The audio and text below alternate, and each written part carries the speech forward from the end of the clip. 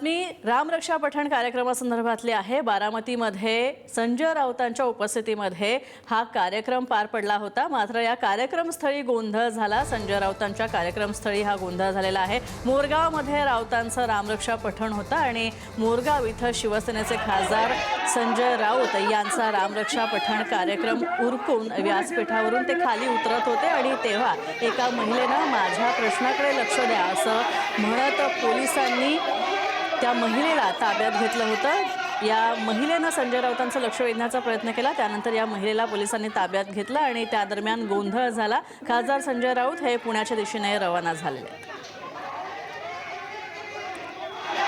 आपण पाहतोय मोरगाव इथं हा कार्यक्रम आयोजित करण्यात आला होता। ठाकरे गट शिवसेनेतर्फे आणि रामरक्षा पठणाचं आयोजन करण्यात आलं होतं।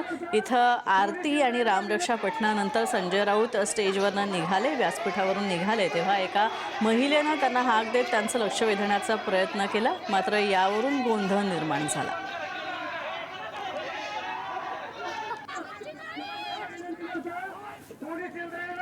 Thank you.